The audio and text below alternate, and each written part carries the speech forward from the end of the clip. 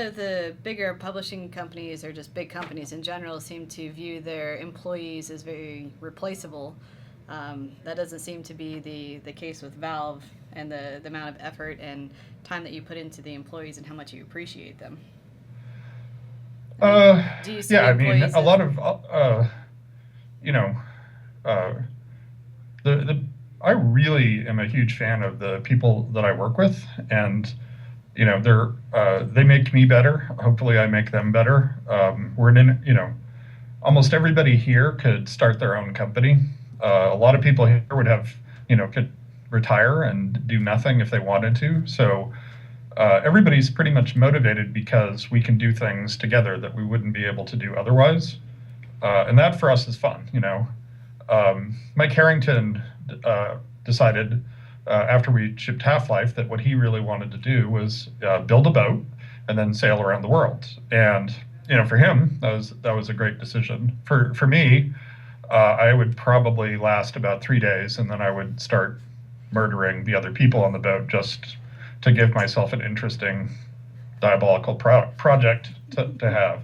So for the people who are here, what we really enjoy doing is doing sort of novel, high impact kinds of projects. That's the thing that gets us out of bed in the morning. We don't want to sit on a beach.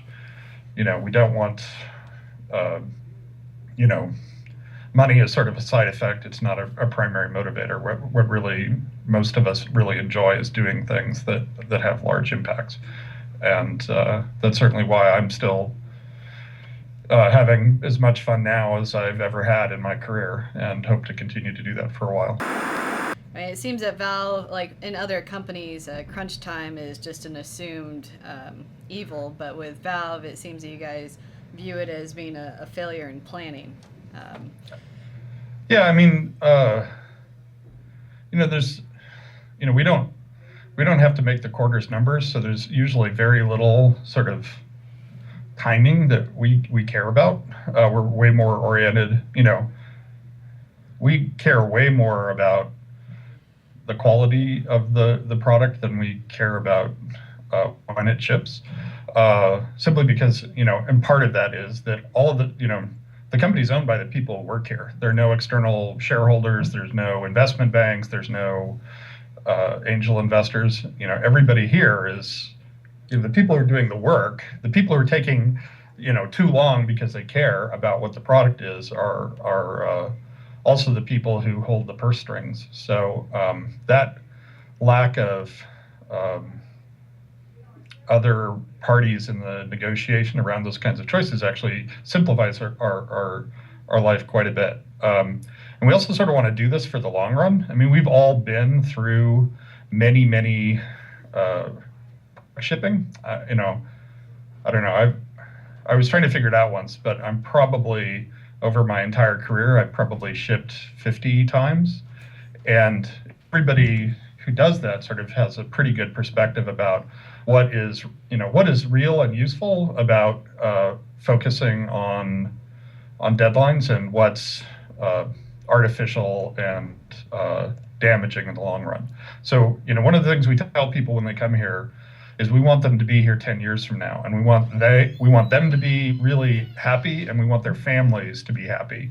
And by bringing the sort of families into the picture, it sort of makes everybody kind of think about, oh yeah, right, we all have more complicated lives than, how many hours were you at the office during crunch time. It's just sort of a useful check to say, are we doing things which are in fact in the best interest of all of our families for the long run? It's a really simple thing to ask, but it often helps you make a lot of good decisions if you're structured and if you're designed the way that our company is.